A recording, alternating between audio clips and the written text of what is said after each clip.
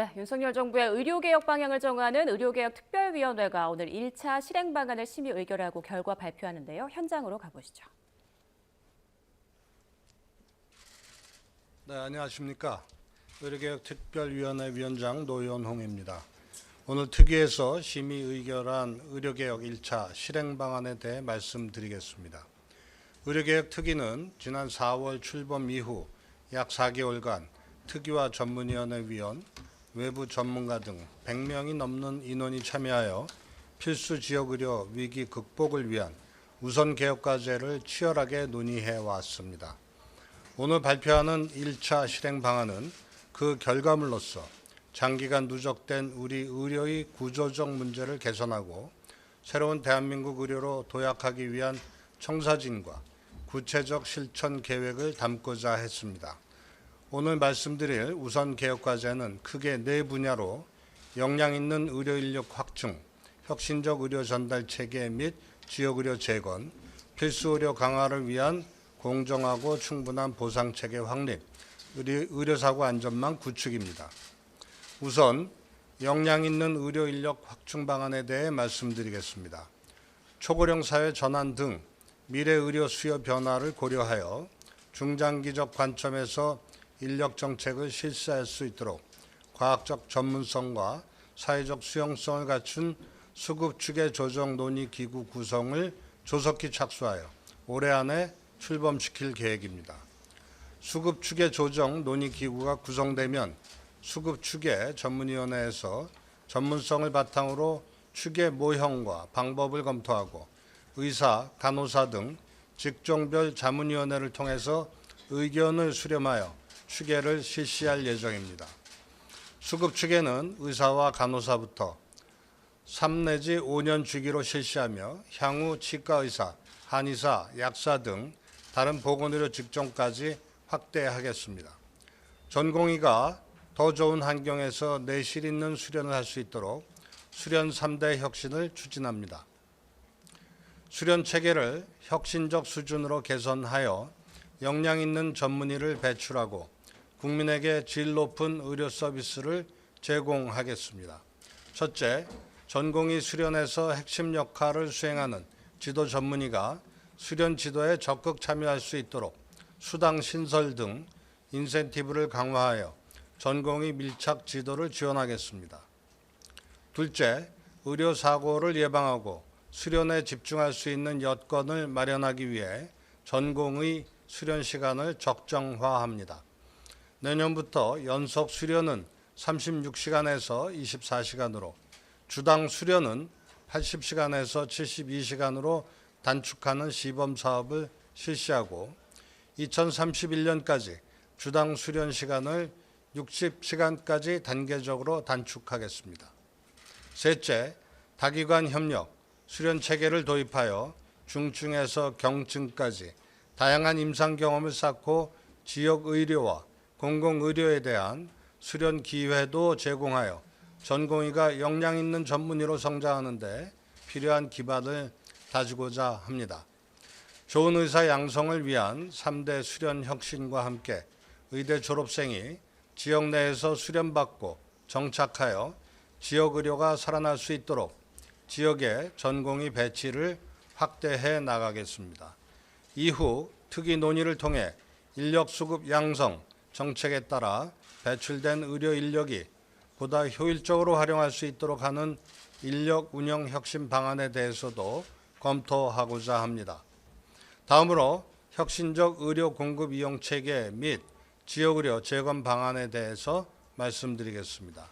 첫째, 1차, 2차, 3차 의료기관 기능을 확립하고 환자 건강 개선과 의료 질 향상을 위해 의료기관이 협력하는 상생의 구조로 개혁하겠습니다. 먼저 상급 종합병원 구조 전환을 본격 시행합니다. 상급 종합병원의 평균 중증 환자 비중을 현재 50%에서 70%까지 상향하고 일반 병상은 최대 15%를 줄여 중환자 중심 병원으로 전환합니다. 전공의에 대한 과도한 근로 의존도를 낮추고 전문의와 진료 지원 간호사 등 숙련된 전문 인력 중심으로 운영하겠습니다.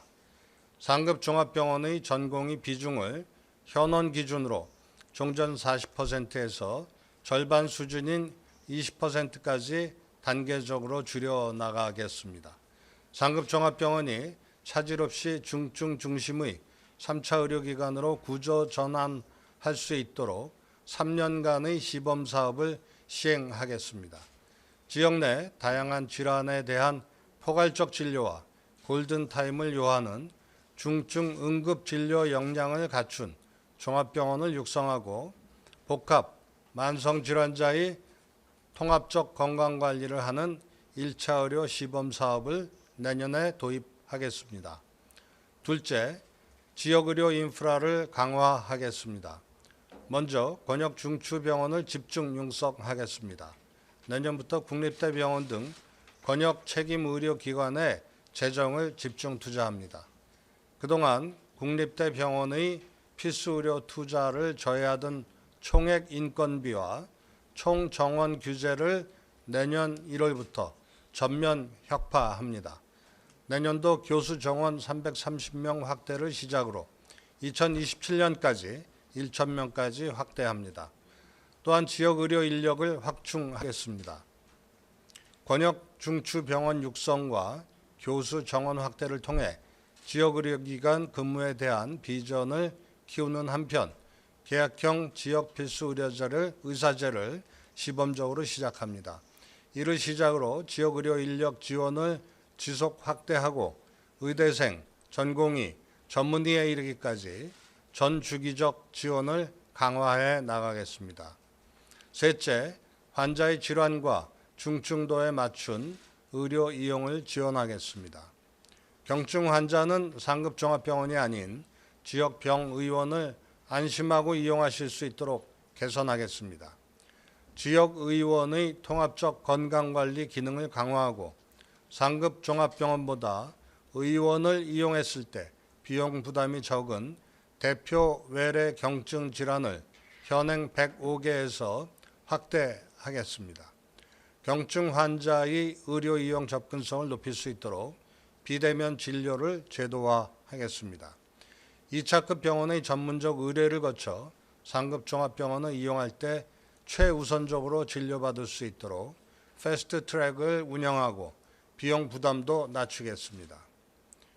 2차급 의뢰서나 중증 소견이 없는 경우에는 외래 진료비 부담을 60%에서 100%로 상향하겠습니다.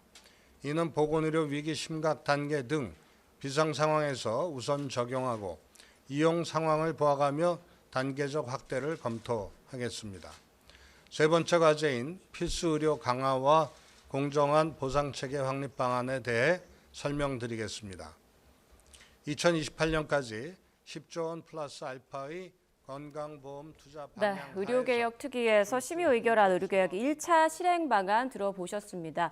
그 중심적으로 몇 가지만 좀 정리를 해드리면 2031년까지 주당 수련 시간을 60시간까지 단축하겠다 이런 내용이 있었고요.